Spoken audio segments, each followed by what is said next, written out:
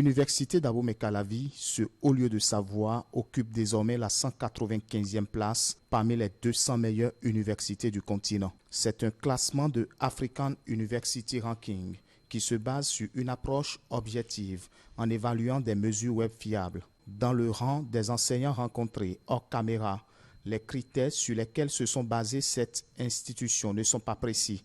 C'est trop vague, ajoute-t-il.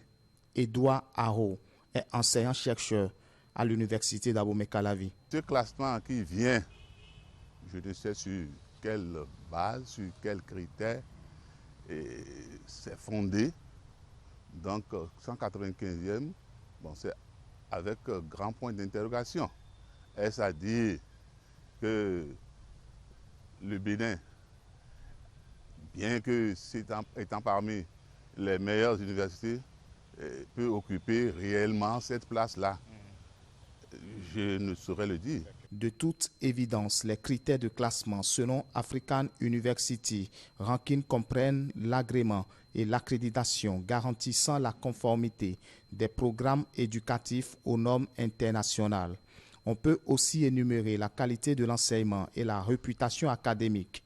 Bien que l'université d'Abomey-Calavi soit classée en position inférieure comparativement aux autres du continent, cette place est à saluer, selon Julienne Ariori, étudiante. C'est une fierté pour moi d'être dans l'université qui a été classée parmi les 200 meilleures universités dans le continent africain. Donc c'est vraiment louable et je suis fière de cela.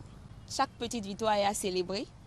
Donc, même si ce n'est pas encore ça, c'est une preuve que le président de la République, les acteurs de l'éducation font un effort louable et sont vraiment dévoués envers l'amélioration de l'enseignement supérieur au Bénin.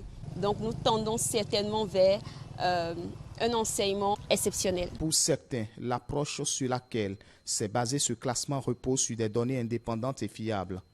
Il urge, confie-t-il, de sortir d'une université qui forme des chômeurs pour aller vers des institutions universitaires d'où sortent de cadres avec des profils en adéquation avec les besoins de nos économies.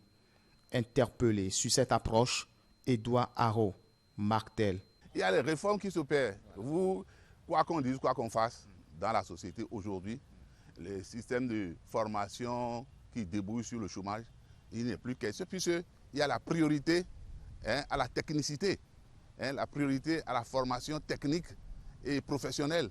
Et je crois que tel que ça se passe avec les moyens qui sont mis en exergue, on ne peut pas continuer de dire que, bon, oui, il y a la caducité, il y a la théorisation, ainsi de suite. Non, pas du tout.